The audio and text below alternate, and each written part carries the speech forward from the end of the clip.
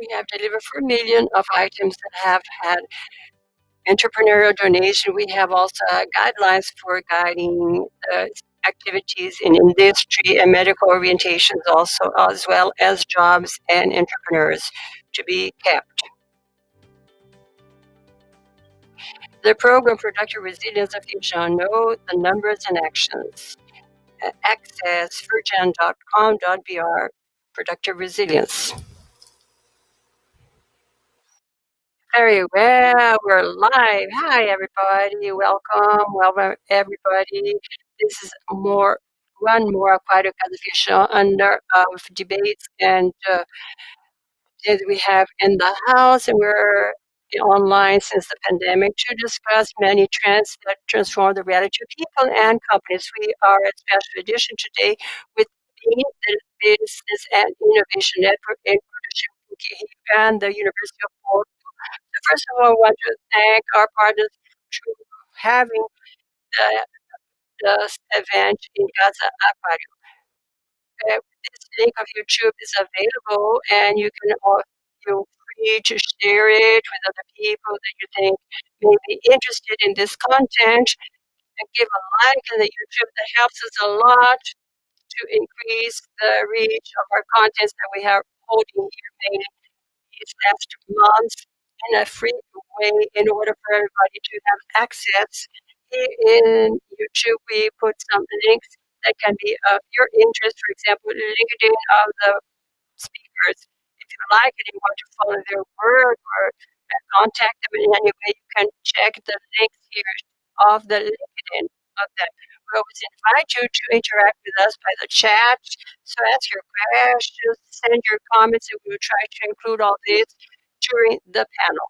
Before truly start our chat today, I have an invitation, a very special invitation for all of you, that we are going now at the end of the year to the third edition of Possible Futures Festival. That is one of the main events we're going to hold in Casa Firjan this year. We're going to do with Summit Firjan Ariel.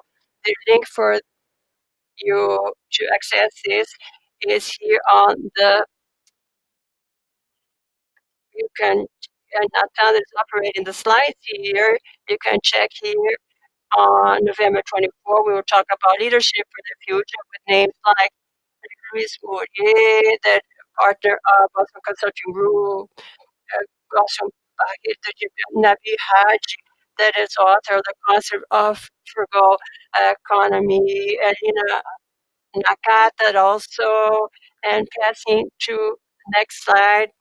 On November 25, we'll talk about the studies of the future, talking about methodologies and applications of this in the enterprise. We will have General Stressman, that is Executive Director of Medical, Marta Pinheiro, that is Director SAG of XP1, Marina Bosch is the Executive Director of the Institute for the Future, Clara Isobreira, Pedro and Carol Fernandes, that coordinates the lab trends of Casa Firjan, a very interesting space where we develop many projects, and we have our own methodology for the study of the future to analyze which are the macro trends that will impact the world, the companies, and the society.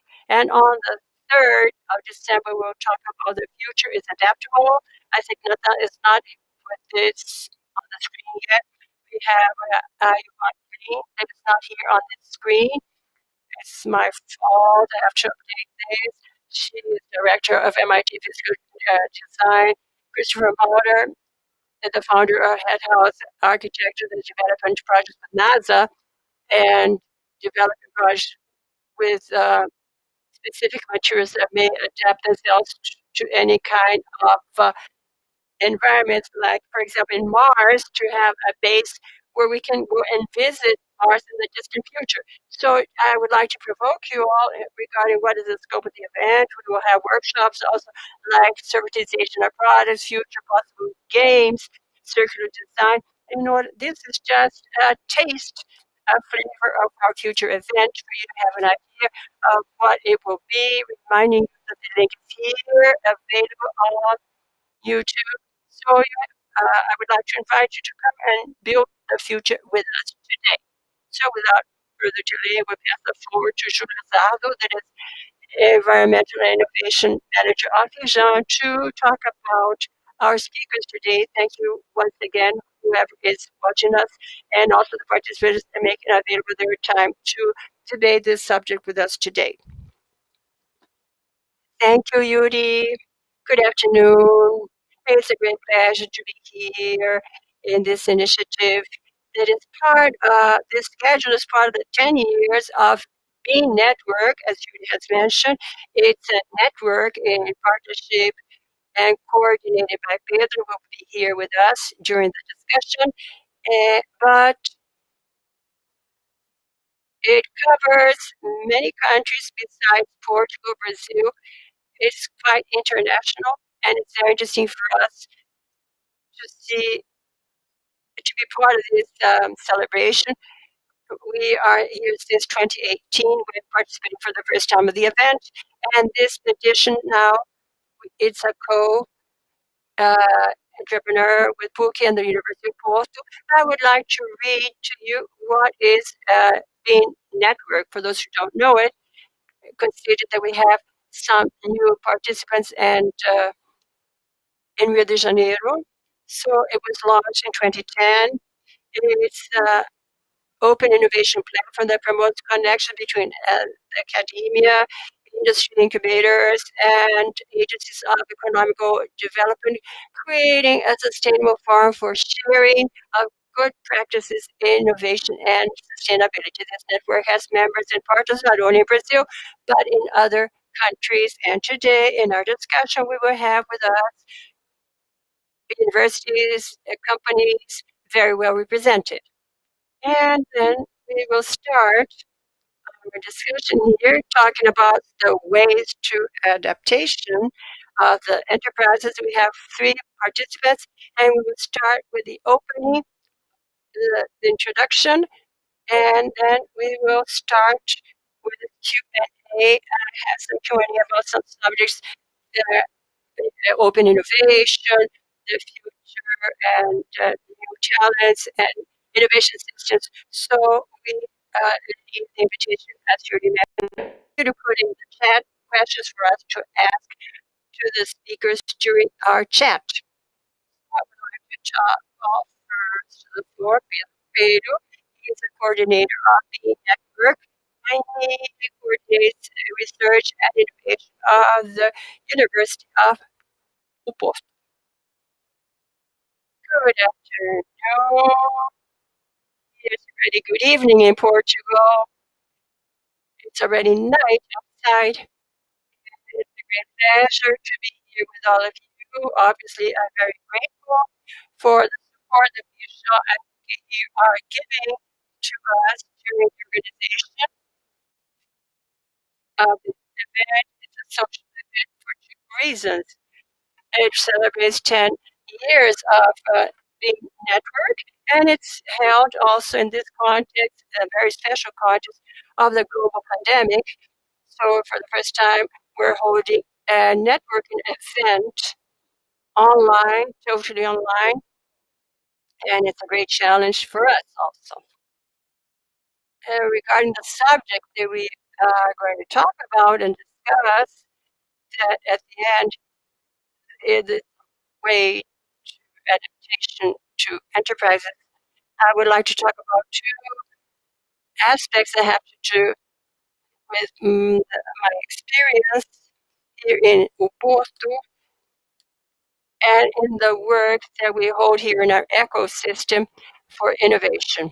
So, as Julia has mentioned, I am in charge of the area of research and investigation for innovation, and much of the work that I do is with enterprises and society, creating question marks with the academia, in our case with our university. So therefore, two challenges that I think that the enterprises face in a very clear way now with this post-pandemic situation.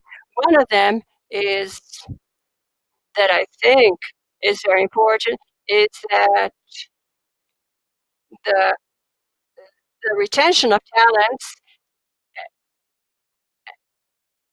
as the CEO of Gallup in his book, The Coming of George Moore, he mentions that we're going through nowadays a war of talent, that in fact, talent is very critical in the companies, and that talents generate talents.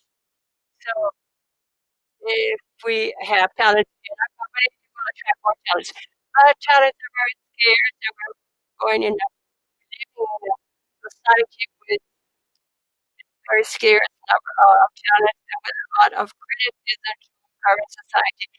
For example, digitalization and all the teaching and communication and IT are very specific, and there's a gap in this year, and we lack a lot of professionals and a lot of human human resources in this area in the whole world. Therefore, the companies have to position themselves in the sense of attracting talents. And these talents, with the pandemic, this became more difficult because people don't have to leave their homes to work in a great company in Europe or the United States anymore. They can be at home very comfortably and work in a company on the other side of the world. This is an additional challenge because in the past, the companies, specifically the startups, used to compete globally for the talent. Nowadays, they have to compete globally for these talents. So this is an issue that I believe is very important, and we could then afterwards have a chat about what way the companies could follow and position themselves regarding this, mainly to position themselves with innovation ecosystems in the society as well. And this would be part of the discussion also. And also another approach that I would like to mention that in fact we are living in a society that is more and more regarding knowledge and a society where technological transitions are very quick. They have very, very short cycles for innovation and with more not predictable anymore, so more risks, and therefore the companies naturally have to look for, try to develop their services and their products in this economy of knowledge with added value. And for this, it's not possible to work anymore within a closed space.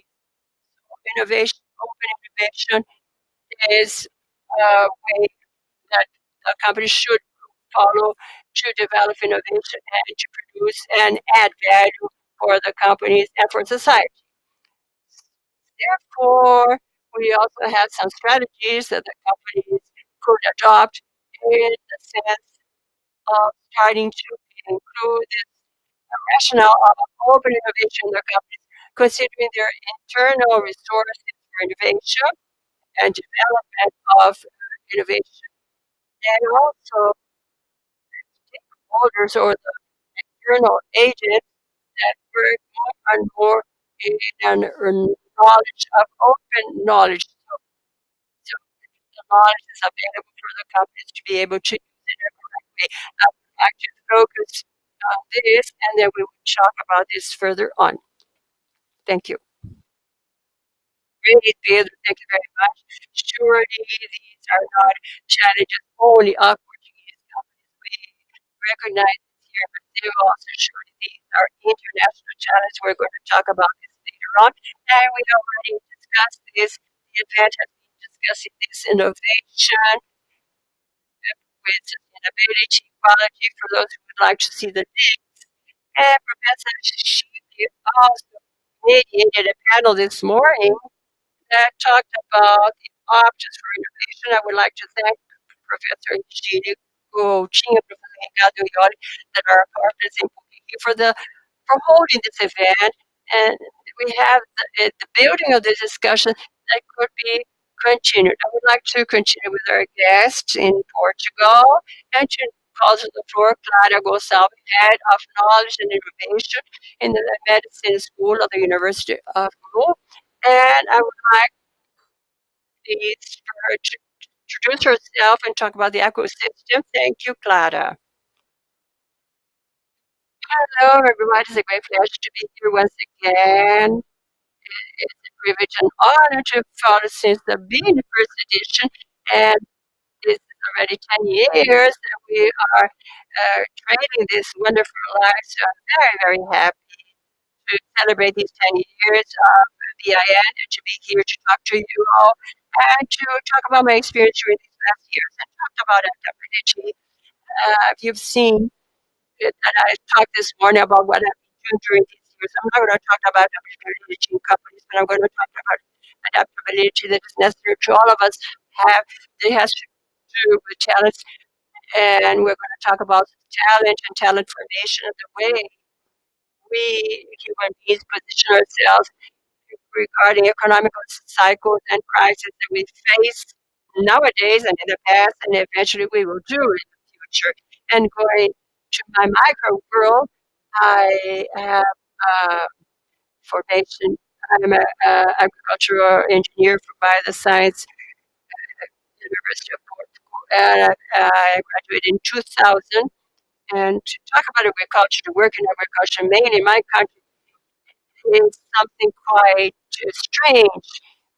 Uh, so I started to think, what am I going to do in my life? What am I keen to do?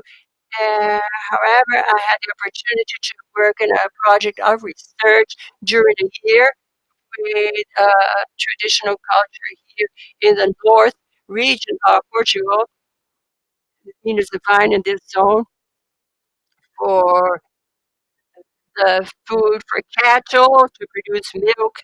And after all the years that I studied, I thought this is not exactly what I want to do in my life. So what am I going to do from now on? And became, I changed my thoughts and I started working in wines. It has to do with community, society, and agriculture, especially in the region of Douro and involves the city of Oporto and all the regions with the production of wines, not only the wine of the Porto. So the way of working during some years and giving the possibility of being able to organize an international conference for wines. I met many people, many regions, and many tasters, and this world that it's a magical world that should think about production and performance and the positioning of wine in the international market. Therefore, this is my first approach to the international market and the way the strategy of marketing are developed in the sense of positioning the products in international markets. And curiously, at that moment, I met professionals. I came to Brazil in a fair. I was there for two fairs. And in one of those fairs, trade fairs, I had the opportunity to move from vines to tropical fruits. I worked for a few years in the industry, factory floor here in Portugal with importing tropical fruit, a large amount from Brazil. And I learned many things, operations, logistics, the logistics chain. It was an interesting phase in my life, but after 2 or 3 years working on this, I started to think, well, what will be my future? What will I do from now on? And this might somehow keep me away from making my dreams come true. So, at a meeting on an occasion, a friend of mine who was in New York doing a postdoc course, and he was about to license technology. Uh, and I said, but actually, he said, well, she should work on technology transference. I asked him, what is it about transfers of technology and knowledge? He said, come to New York, come to Columbia University, spend 2 months here, and you'll learn. It's the future. It's so on and so forth. And then I thought about it, and what I managed to do, I didn't go to New York. I thought perhaps I can study that in Portugal, and I learned there was a master's and related to entrepreneurship, innovation, and it was my first step in this area, in management as well. So it was my first step, and I took this master's, and curiously, and I worked at a newspaper, quite, um, and I saw two vacancies for a university for, and I actually had the pleasure to start the UPTech project of the University of Porto. That was in 2007. And when I arrived, I spoke with a man who had been the dean of the university, and he said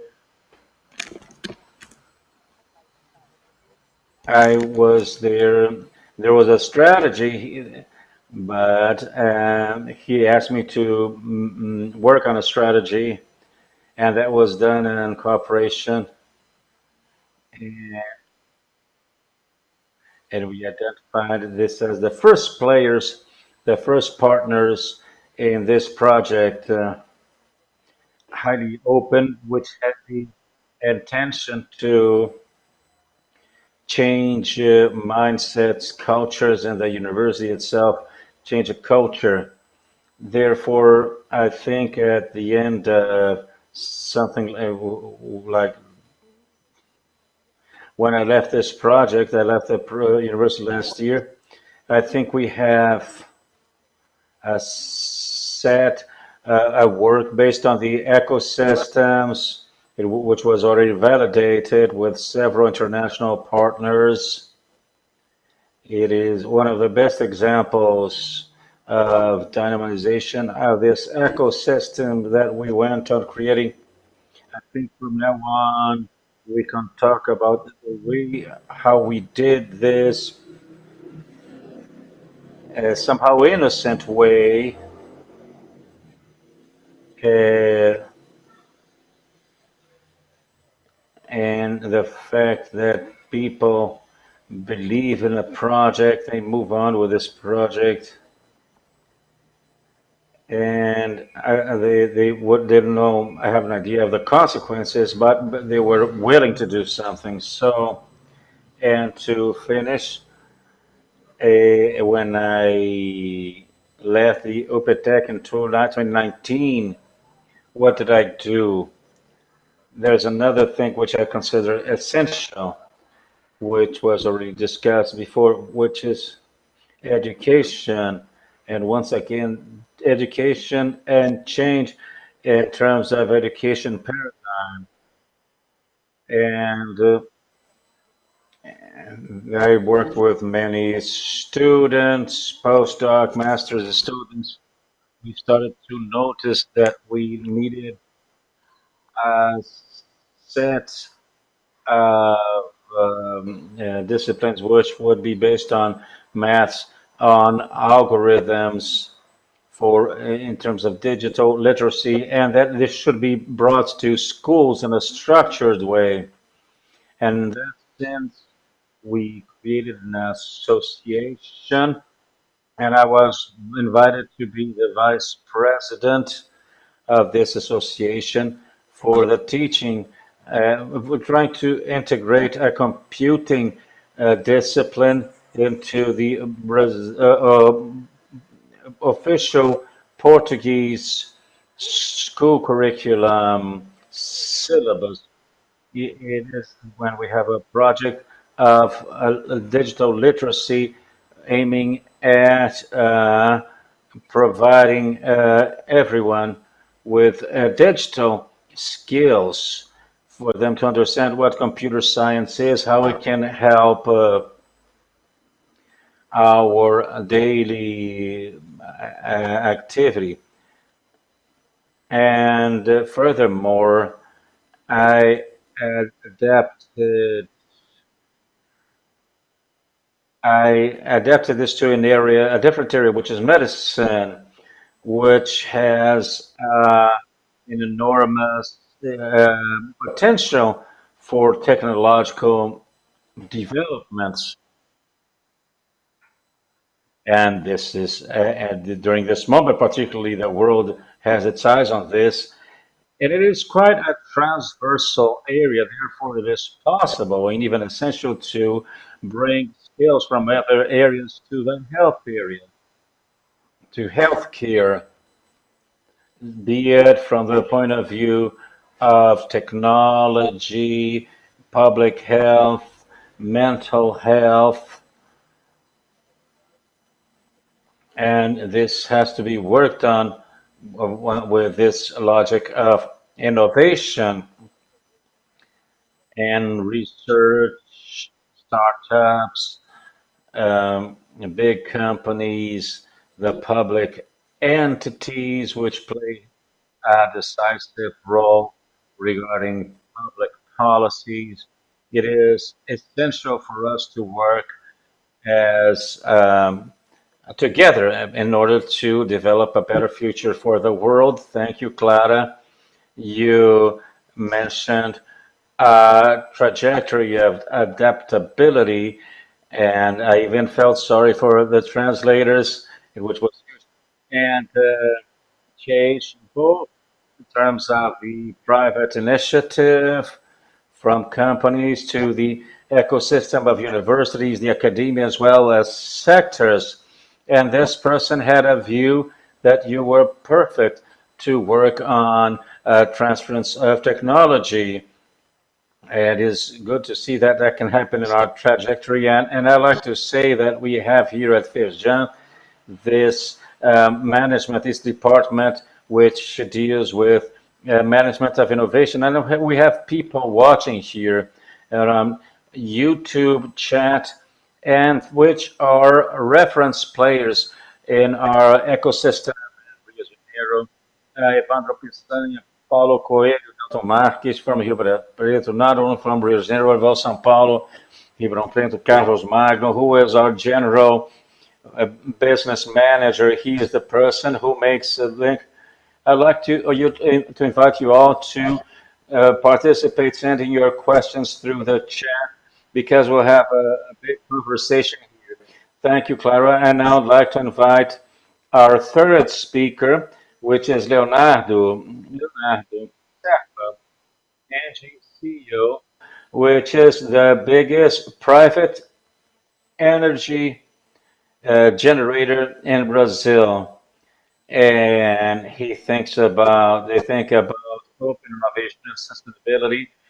So, Leonardo, please introduce yourself quickly and we can have this conversation. So, good afternoon. It is a pleasure to address such a fascinating topic, which is innovation. I am President Director of ENGIE Solutions, which is an arm of ENGIE. ENGIE is a multinational company from France, and I've been working for ENGIE for the past 5 years. Prior to that, I lived 12 years in Switzerland, in Zurich, working in a Swedish multinational in several areas, research and development, innovation. Then I went to strategy, and then this was more related to business, more business oriented. So I had this view of university in Europe, and then there was I did research in a Swiss company actually, and about ENGIE, it is French. It is both French and from Belgium. It is the biggest private energy generator in Brazil, and within it we have three business arms. One is energy, the other one is gas, and the other one is solutions. And here is when I start addressing our topic for today, which is how companies can adapt. I think ENGIE is living evidence of this capacity to adapt. I came in 2016 to really work on this. ENGIE, as I said, it is energy generation company. And for those of you who know the sector, it is quite mature sector with long-term contracts. It started working on innovation a little later. But Energy wanted to innovate, wanted to adapt itself and come closer to the clients. So it created this area of solutions for clients where the idea was to come to close. And besides providing the energy, they wanted to provide other solutions related to sustainability.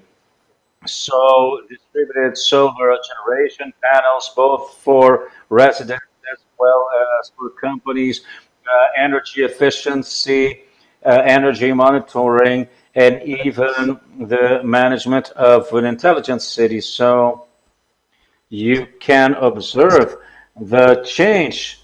It was previously only a generator, and then made this move towards coming close to the client, and it had to adapt it itself. And innovation is part of this adaptation capacity, the people's mindsets, in order to accept new challenges, new client profiles. So ENGIE through all over the world, and in Brazil particularly, has gone through this adaptation since 2016. And we acquired certain companies, we acquired startups, family companies, and we learned a lot from these companies.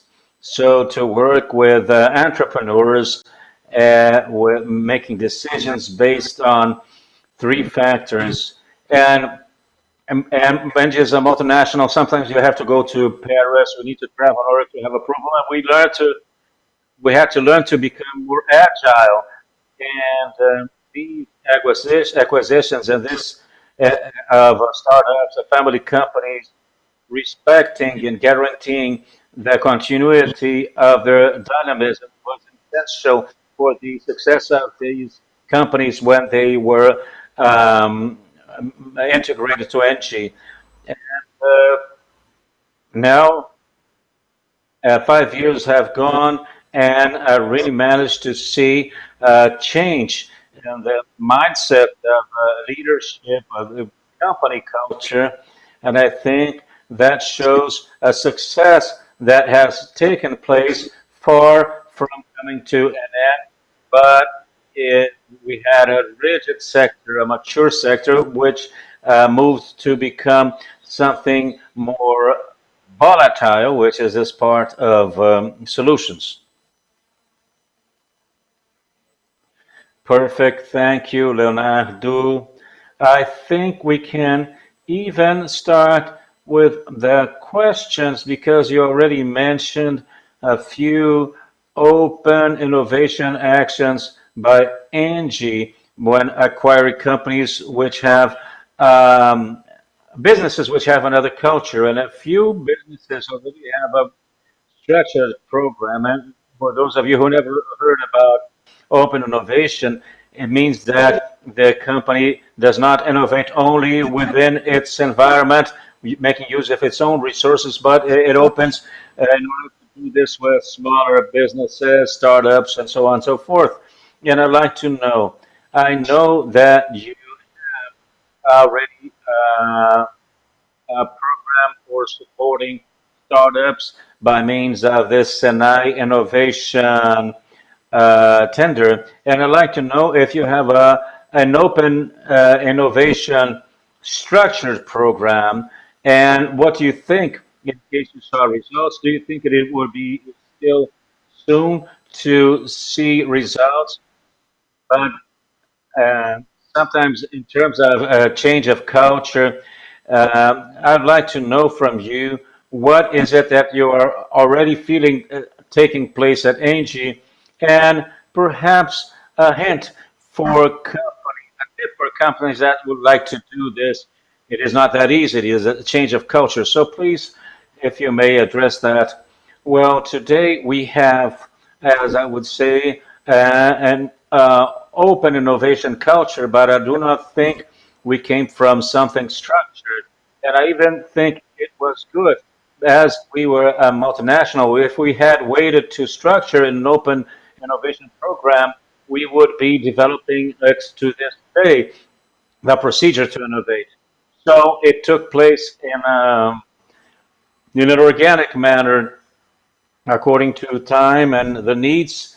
and we had this need to act quite quickly, to learn quickly. Much of the knowledge we didn't have at home, and the most agile way to think in terms of market time to develop some kind of solution and have it ready to work in the market was really to move on to open innovation. So we first acquired the companies, the startups, and I believe that uh, um, startups somehow already developed family businesses, innovative, but not pure startup. They had startup profile, but they were somehow more developed.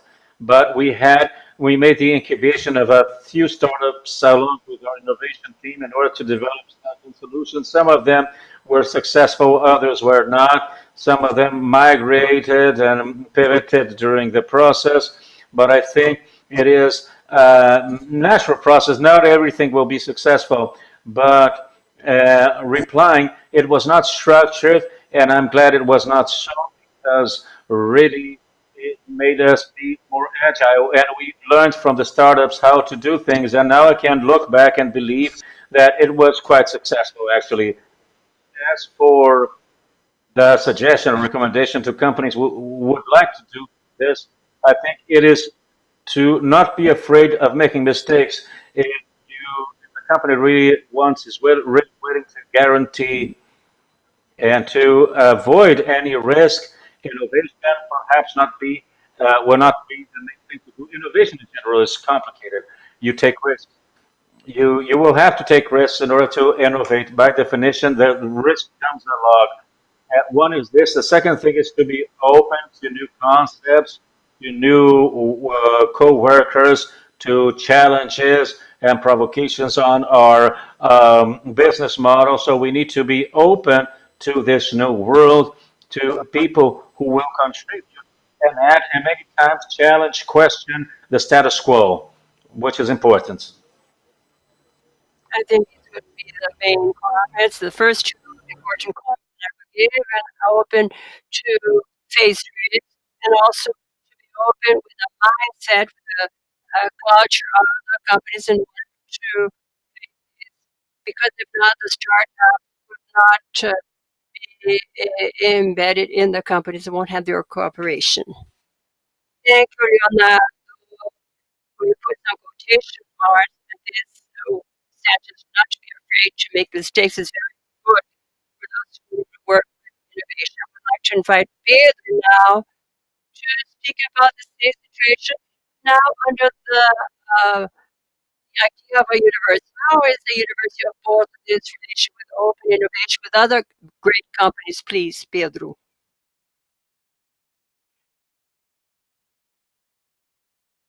Well, we are very in line with what Leonardo has been saying. In fact, the companies are more and more working under the context of open innovation. And the case of energy, it was a bottom-up approach, not a lot of structure, a very organic decision of what they were facing. I think this happens a lot here in Portugal also that we do this according to the requirements that we noted in our activities that is imperative to change. And an important aspect in their relationship with universities and companies is the expectation. The timing of the companies and universities are very different. They're not involved, but it has to do with this alignment of expectations. And we have to, this alignment is very important. To give an example, you have a project for cleaning or for an investment, or it's a project that has to be held during a specific year. The universities really have, their projects have more duration, and the longer the duration, more time that you have a good research and to publish results and to be So this is very important nowadays. We have some tools also that are available and that may help us. It's, we have universities that start with programs and partnerships like affiliates with companies, good for the speech of the company's programs because they're programs that allow the companies to have a privileged access to contents of the university and to the students of issue of masters. And we also have a master program for companies to stipulate the subject that you're interested in and also participate in the selection of a person that worked during a great period of course and have hired to work some interesting to them and they also we also have a lot of cooperation with funded projects in cooperation, many times led by the companies. I would say great part of these projects are led or handed by the company or jointly in consortium. Consortium of one or more companies or one or more university institutes or technological centers. So these are projects that are very clearly of research in industry, industrial research.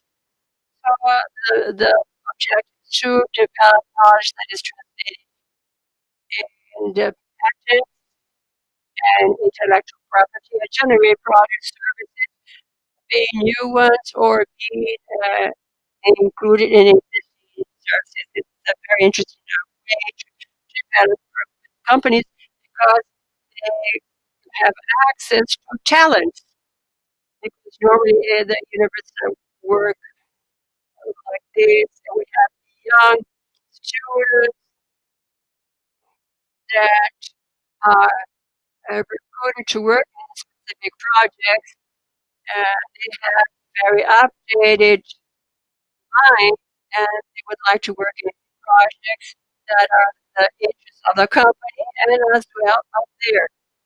And at the end, these projects ended integrated in the hiring of students who are currently in the companies.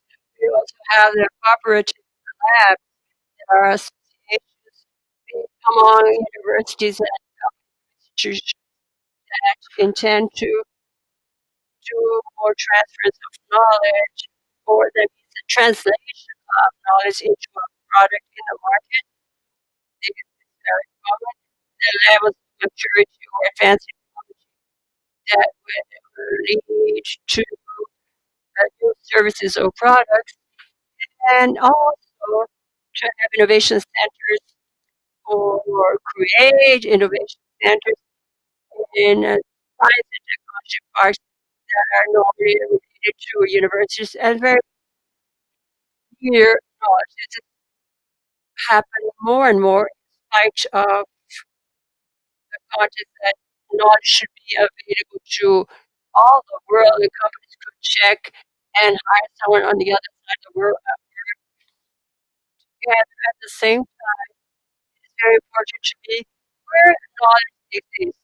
And the proximity, walking distance is very important, and it's not by chance that Silicon Valley works so well because a person to have a position there, they have to be very near.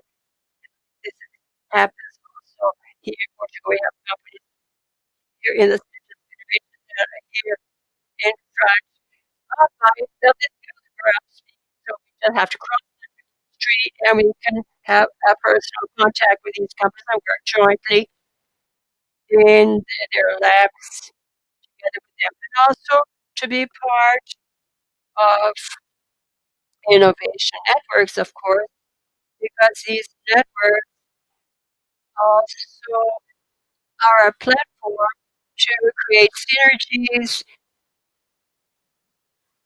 among the companies and the universities and institutes and all the stakeholders that act in innovation. And I will stop now to give a chance to the others. Thank you, Pedro. Pedro brought here many examples, very rich examples, because of this relationship. The fraud is funded by companies and cooperative projects also. I would like to talk about the Shula Martins also. We have people from Oporto, also not only from Rio, even Oporto's international chat. I would like to ask Clara, that has had this diverse experience that she mentioned, if she's able to share with us some cases of this integration that she has seen that have been successful, but this will be, the question will be more difficult. Some case with a small company or medium-sized company, because like big companies like ENGIE that Leonardo spoke about, they have a greater structure. It's not easy to have this cooperation, but they have more structure to have access to a research lab or something within the university. Have you seen cases with small and middle-sized companies? Yes, there are several examples and cases that have worked, have been successful. It all depends on the way we assess them. During this time, we have integrated a project that I mentioned this morning, Fiona, that was talking about this. We have a project in the European Union and public policies. This is very different. And it's public policy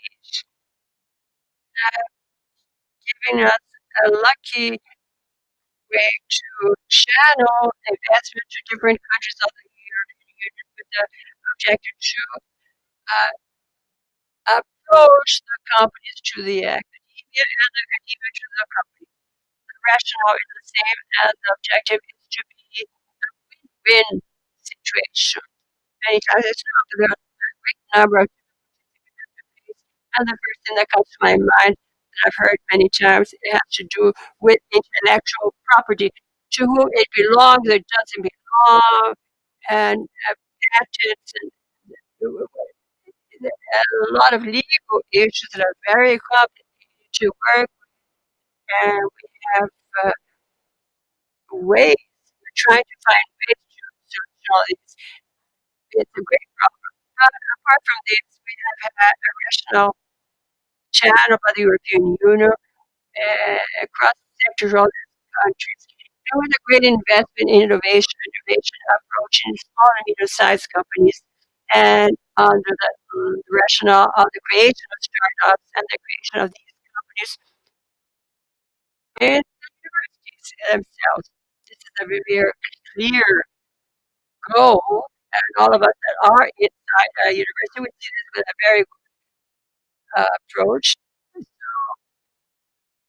We have the startups that leave the research departments or the universities, and we have a set of number of people that will develop a specific technology or a specific product, or they have a patent and they think that this patent could be translated to one or several products, and we can see the possibility of these companies to continue working at least during some time very near or even inside the structures that naturally are part of the universities, of several universities and research centers. So this is an interesting way that we could make a scientific activity and make this to become an enterprise. And a small enterprise, we have big ones here with whom we work for a long time, but we have small companies that these small companies will be an example for this template of a new economy. If I have a company that starts during a connection like this one that I mentioned, I will put try to continue with this connection. First of all, not only because of affection, I think this is very important, but also because, as Pedro mentioned, about the walking distance. This is very easy. We continue going through the same problems. We know the same people. We continue taking advantage of the capital that the students, we're not talking about students, graduation students and post-graduation students, whichever. And this relationship that they develop with the universities, sometimes it's an excellent relationship. We hear many people say these were the best times of my life. Is to have to privilege to have an economical impact during this mission out, during some time to be remain this system open from inside out. So there are different examples. We talk about scale up of these small companies naturally where develop and optimize all their product development processes and so on. And then to tune their strategies and strategy. And then nowadays they continue creating with the universities. So this is the rationale of the public policies. An interesting example is in corporation. We're going to and I think this Shunbachi's example is something that brings the creation of everything, within everything. Startup Shopify were one of the first startups that were incorporated in the private science and technology. I think they came before me. I'm not sure about this. So they, they're the first one, the University of Engineering, came for a very important project in entrepreneurship in the university. And both of them were in love, not only mechanical engineering, but they're not only in love with engineering and development, but also they love mission. This type of project, they developed a number of musical instruments in carbon fiber. They united their passion for mechanical engineering and this innovation, and they created a they spin off and during these years, the way we integrate and we follow each other and we have this proximity to the market and markets through these small companies and through the everything because everything is developed a product and design so they have been evolving the business model. They're not only focusing musical instruments, but other products and technology and services and experiences and so on. And based on its rationale of proximity, we continued interacting with them, how we were going to continue our relationship with big companies, corporations that are installed in Portugal, that most of them hire everything to develop, to innovate products and services. And how do we bring this experience inside the future companies that will be incorporated? So we decided to do once again rational one about the cooperative labs, the labs and equipment that are available to all the community. And we try to create, developing a product with a set and prototypes and a number of other tools that were available to the community, that were available to the students, and that would be available above all to startups and future startups that we came to know. So they were always allies in the connection with these great ones. This is an example. I have more examples, and I could continue here and spend the whole day talking about this. They wouldn't have any problem, but I think this is very interesting. That was from the beginning So we saw the possibility. Let's try this.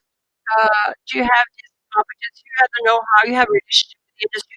Let's help this small company to relate themselves with the industry because you know you've been through this. At the same time, you will get your competence and apply them into what is necessary knowledge to come to a prototype, to come to a beta version, or a final product where everything comes out of a lab. So this wasn't thought from the beginning by no ways. So we started with some projects that had a better result during these years. At the end of all these years, we were able to measure which is the impact of this project. How many startups follow this? How many entrepreneurs? How many companies contacted the startups? The number of cooperative projects between them and other startups. For great corporations, once again, I'm remembering of a chat, informal chat, and I think that has to do with the way that we have to have when we decide we want to have innovation and be in an innovative environment. The example of a power bank, so I found that very specific what I'm going to say. What is this?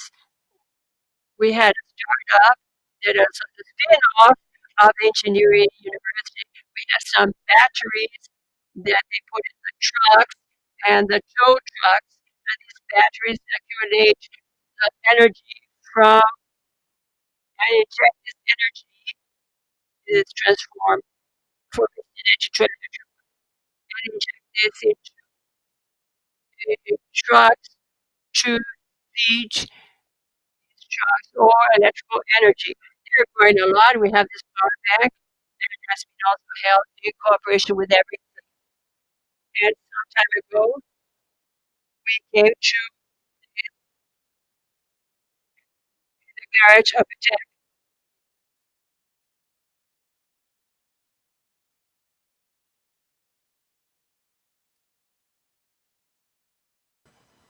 Therefore, it doesn't make any Also, sense this to never have a participated. single place.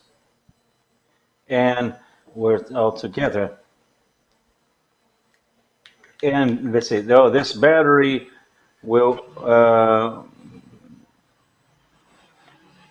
and now it is being tested by one of the big, I guess, energy companies in Portugal, where this potential to be exported to have an international impact as well. So we have a great set of things that work in the environmental what we call ecosystem. The point is that we cannot generalize. How can we bring this to the public policies, which then might channel this investment? And that is the difficulty we have taking into account every other matter related to sustainability. And we feel is we distinguish when we think about the future, about the sustainability, about our planet. But we have several cases that good, Clara. Several cases here. I find interesting to know a little of these different ecosystems so we can think about the policy that might stimulate this. And later and soon I will ask questions about this superstructure to incentivize these innovations environments. But I'd like to bring two questions from the chat, Leonardo, and they're related. So I'll ask both at the same time. One is, comes from Dalton Marques. He asks, what tools were adopted by ENGIE along with their team to change the mindset from an energy generation company to a company more client oriented? And until he's asked, what were the most important factors for the success of this change of mindset by ENGIE, and how did the top leadership get involved in? Well, thank you. compliment, Adriana. I don't know if there is a tool to make this change of mindset. I think it comes along with time. It is a result of insistence of and of processes to show that we are on the right path. And I think that us as leaders who want to make this change, we always need to provoke and to challenge the status quo. So that was my role in terms of always provoking and questioning in the beginning. There is actually a barrier, and there are things that you hear, oh, why should I change if this is that way how it was always done? It was a standard answer. I didn't hear it once nor twice. And then people ask, why not? So I think the tool, if I had to provide one tool, that would be continuous communication with leadership. And as for Adina's questions, the company must be, the leadership must be involved in this change of mindset. Many times it has to start from the leadership and then come down as a cascade. If the leadership does not support this change of mindset, you will not manage to make it in the organization because it would collide. It will hit and come and bounce. So it has to start from the leadership. And the other question was, what were the success factors? I think that it is a little related to what I said before about the tool. I think the success factor is one, people must be open to change. I think that is number one. And number two would be the chair, the top leadership to support and to be champions of this change and to have a, a committed team and to have short-term evidence of success to be able to show that this change will provide long-term benefits as well. And last but not least, communication. Those are the success factors I could mention. Perfect.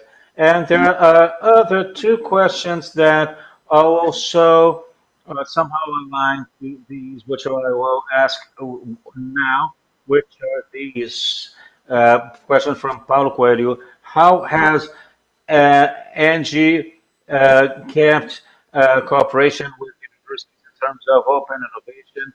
And and he also asks if Open Digital has acquired bought startups. Perhaps there is some kind of interest in this question. Well, Leonardo, the floor is yours. We established certain partnerships with the Catholic University there at the beginning. I wouldn't say it was a partnership, but we did have a discussion. We exchanged ideas about electric mobility, a little about intelligent cities. We have exchanged ideas with Firjan, with people about intelligent cities and health. How do we innovate in the health segment? So those are several fronts, not only in Rio, but all over Brazil that we have been discussing and addressing, and also startups and who are supporting us in this innovation process. As for an Angie Digital being buying startups, I think we have incubated a few of them with a choice of purchase at the end. So that is a model we have been using. We incubate, we make the investments to develop the product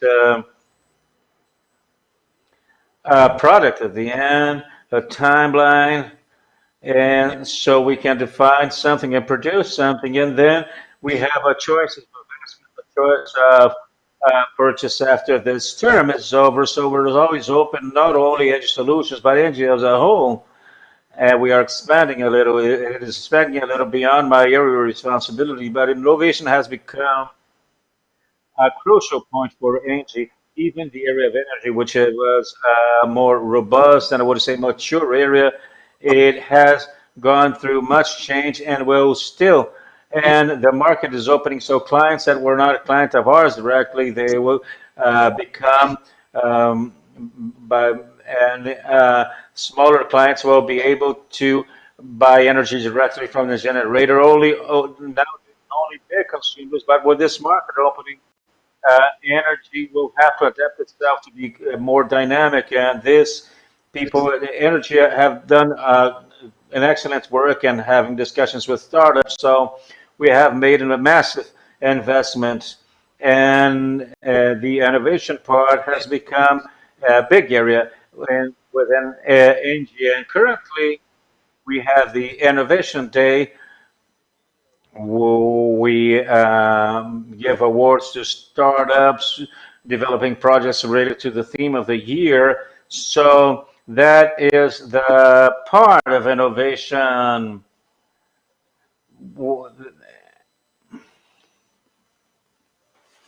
which involves the company as a whole, not only solutions. It is great to say that after you learn, after you lose the fear, then it becomes a flow of the company. It is an oxygenation, I would say. And the same thing, I think, applies to universities. After universities lose fear of uh, um, being in contact with companies, it learns how to do. The hard thing is to begin. Really. I studied in Switzerland, and there, the majority all the projects of the doctor PhD students were from the private initiatives. So I had a project for ABB. I had colleagues working on projects for Toshiba, for Mitsui, world companies, and the uh, company would pay for a scholarship. All intellectual development belongs to the company, but you create this bond between university and private initiative. Today in Brazil, what I see is more red tape when it comes to this relation between private initiative and university. So I saw both sides, and I can see the difference of the model there, where private initiative is quite close. It is the university itself. Professors, surely here in Brazil, they go through this kind of difficulty all the time. They're at the innovation agency, but I'd like to make a link of this question with the following. We mentioned here um, about attraction and development of talents, especially related to uh, digital people who are working with intelligent cities. We know that this competence is essential nowadays. The computer science, digital transformation in general requires certain skills. And I would like to ask now to Pedro, and then Clara, how was this, how it is today to attract and to develop talents related to digital transformation, because we know that Portugal went through a moment when it would lose young talents and people with PhDs, and they managed to reverse this scenario. Today, the situation of Rio de Janeiro is that we have a scape of brains, much because of the instability we have today in terms of politics, economics. But I'd like to understand how Portugal managed to reverse this loss of PhDs in order to create an ecosystem that would attract them, and how you see the importance of this development of talents of skills for digital transformation. Well, I'll make a link because UPTech,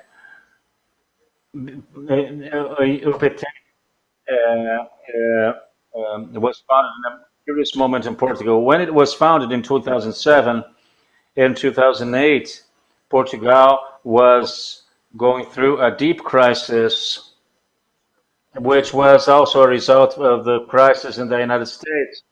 And at that moment, we had a government that would invite people to go abroad. He would say that the youngsters who had no opportunities should go abroad to have a career abroad and perhaps, come back to Portugal at another moment. And UPTEC actually played a role, an essential role. It is a project of the university with other partners, and I think um, uh, that was the most significant because I think the university was really capable to cope with the challenge, and it's bridged the gap that not even the regional or the national governments were able to bridge. And this way, those who were leaving the university noticed they had an opportunity to create their own companies, their own projects, and then it was also created. The younger ones would see the elder ones doing this, and they wanted to take part in this creative process as well. And therefore, we were in the middle of the hurricane, so to say, and it was important for the creation and the development of the ecosystem. We call it the Innovation District of Oporto, which is an area continuous small, uh, comparatively small, but an area with which gathers something like 50,000 people working on knowledge and very well divided with the big areas of knowledge. So between technology sciences and maths and social sciences, economy, it is balanced, and therefore it was important to create this context in order to then attract not only attract talents as well as fixed talents as well, have them fixed, and creating opportunities for companies because obviously, as Leonardo said, where there are startups, there are also big companies interested in working with these startups and to incorporate them by means of mergers or partnerships or synergies, joint ventures, and we we also created a visibility, which is to say today we we started to attract international companies to the city of Oporto, especially to make to have access to knowledge and the talent and the skill that the university, not only the University of Oporto, but the Polytechnical Institute, which for engineers, there's a Catholic university as well, private university. So a set of entities, all of them in this area, and which collaborate for the development of an ecosystem.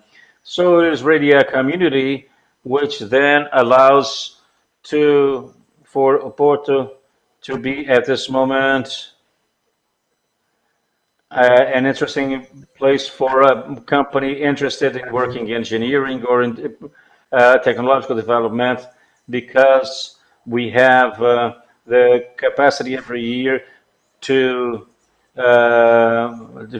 form engineers, and the companies want to have access to this knowledge firsthand. Thank you, Pedro. Clara, I would like to ask the same question, but adding comments from the chat who asked us you to comment on how the University of Porto, CEUP, and UPTEC, how they collaborated to develop the Innovation District project in Porto. Well, it has much to do with Pedro mentioned, and all this information he conveyed. Uh, what he said before when he mentions the creation, the role that the university had in in a complex economic cycle, which was the fall of Lehman Brothers and the crisis there was in 2008, and which was very much felt here in Portugal. And once again, with this brain drain of talent, especially from the North Portugal, that was quite an impact on the industry. The North region is the most industrialized region, which contributes most to the GDP because the exports that are made by companies. So it is an entrepreneurial.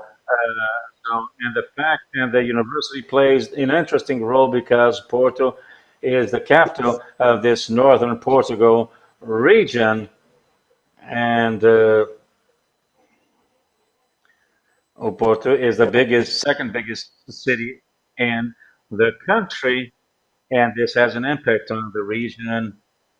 And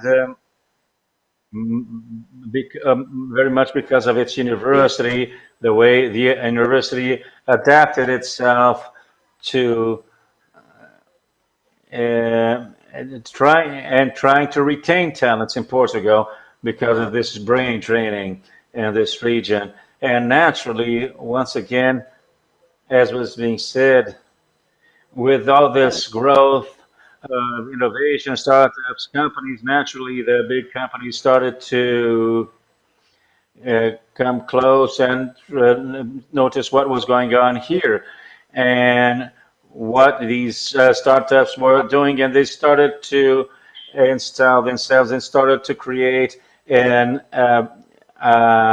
interesting ecosystem, and with an impact on the GDP, we managed to measure the impact, to gauge the impact of the creation of these companies and of the attraction of these companies here into the region, and the impact of the GDP would double and triple year after year. So it was a phase of growth, which was extraordinarily interesting, telling this story, uh, because once again, things, that is how things began.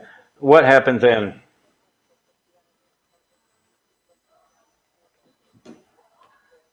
when we started because proximity to the great partners of our structure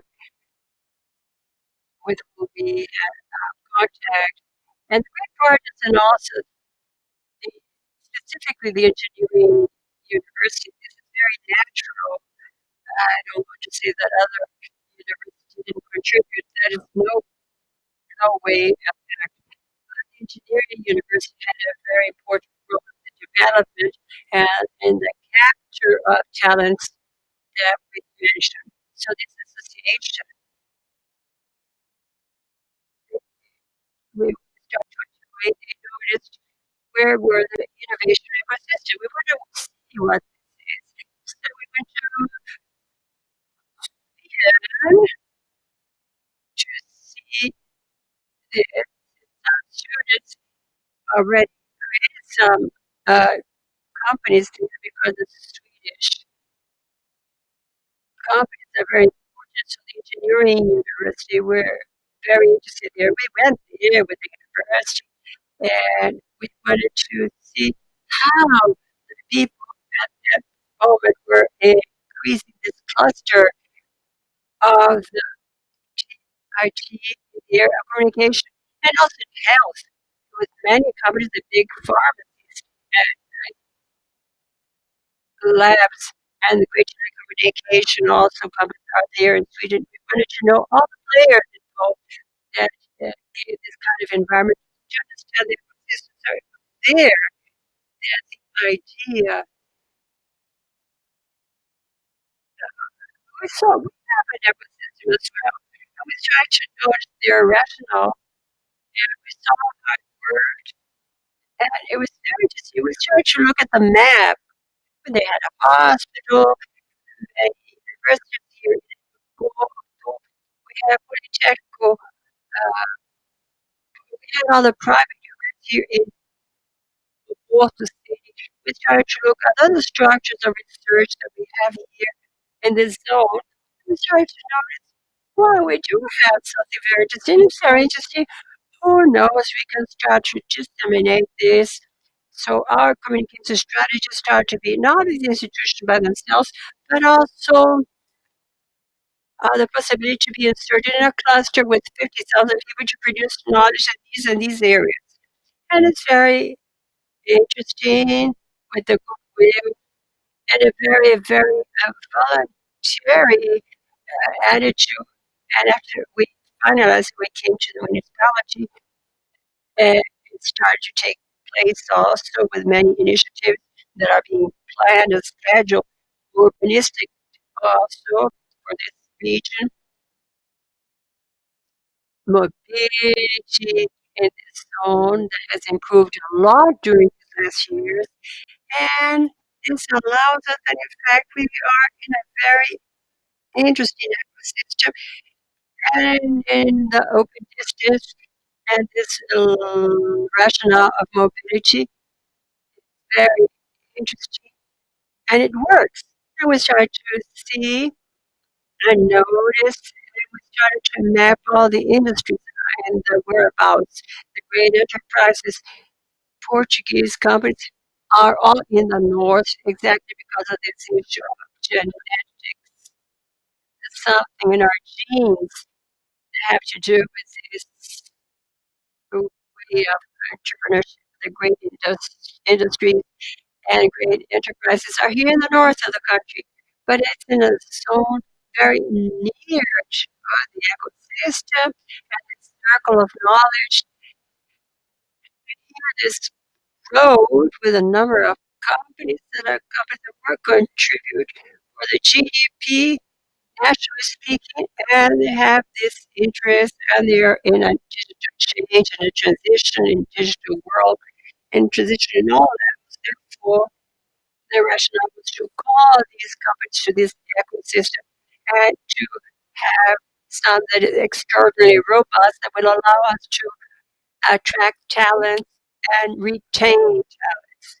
That is much more difficult than to capture talents. And the capturing, we had a starting point because the university had a very important role in this. But give life quality to these people in our city was very important. And during this last year, we have been decising the quality of life and also to retain these people. And these people really, because there's an industry around them, they have a knowledge, and they have these two worlds more and more embedded one in the other.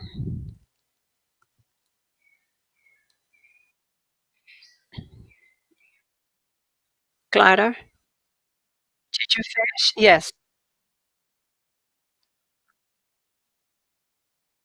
I will give you a comment to finish the edit in 4 minutes.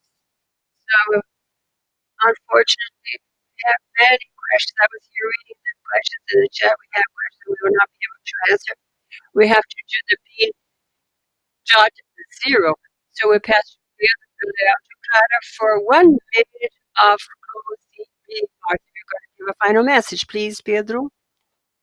Yes, just very quickly to what Clara was saying. In fact, there are many other aspects that have to be worked in the ecosystem that are equally important, and they contribute to have retention this concept of another reality and of identity and community that have to exist. It has to do also creating uh, services within the ecosystem, hotels, and commercial malls and other services, and also create other activities in our ecosystem. We have constantly a connection with Wi-Fi all the time, and or we should have also emotional participation. We have ecosystem. I think a great differentiation of the ecosystem is to compare with new equities that we know from other countries. We, they are in other areas that are more favorable. We were in The Hague. Clara and I were in The Hague. In Holland, they have a cluster of the one have an ecosystem that is an ecosystem or more interdisciplinary. Therefore, I think that it complies more with the objectives to have it. I would add, because I know we're thinking of our time, and thank you very much. And I really enjoyed very much being part of this panel, and also would like to repeat these actions in partnership with Firjan because I believe they're very useful and it's a very interesting format. Thank you, Pedro. Now I would like to put my question here to the 30 seconds of farewell. How do we do with what this acquisition now at this moment goes to pandemic? Now, what would be the magic for all this? Question, how in this moment post-pandemic, everything is digital. How do we have a digital ecosystem if each one is in a different place? Okay, very quickly, suggestion for the adaptability of the companies is not anymore a luxury and nice to have, but it's a must to have. The companies nowadays have to treat themselves, any sector, any segment, any region. We are going in a volcanic world, and the dynamism of the market is very important. So the countries that do not adapt themselves, so adaptability is not anymore a luxury, and it's a necessity requirement regarding the proximity of people with this digital world. I think there are pros and cons. The pros to have access to people that in the past we didn't have the opportunity because we thought we had to be all in the same room. But I am a little bit old-fashioned, not so old. And it's important to have a physical interaction, although we will be able to have a digital ecosystem add value by bringing that diversity that nowadays we don't have. But I think it's necessary to find meeting point to exchange experiences and use digital and physical media. Thank you very much, Leo, for your participation here. You can see this a click distance. You will end our event with 1 minute of farewell words. It's finding this digital issue. We've spoken about this a long time. How the marketplace is, and I think more and more it's important than version of digital transition. We have to understand that we have this walking distance also it's important. We believe as a society it's important to be here because the pandemic will end, and when the pandemic is over, we have to be together. But we have to understand the way we'll be able to continue being together. And if we look backwards, we can see we will start traveling. We can go to any country. We can go to Brussels. And now, let's see, what kind of impact did I have in the world? What negative impact did I have on the point of your sustainability environment? All the trips that I did, we could do all the means like we're doing now. So this is generating a lesson we're taking from here. The digital transition is fundamental. These tools are fundamental, and I think we adapt ourselves. The human being is very adaptable. Therefore, we will adapt ourselves and we will reach to a common sense, to a set of digital technologies in order to approach ourselves. And we have the other side, the side of the community we're inserted. It's also connected. It's a one click of the world. This rational community society that are so important. We think everything that is something else, art, music, uh, shows. Where is all this? We're absent from all this because of the pandemic. It's something we need.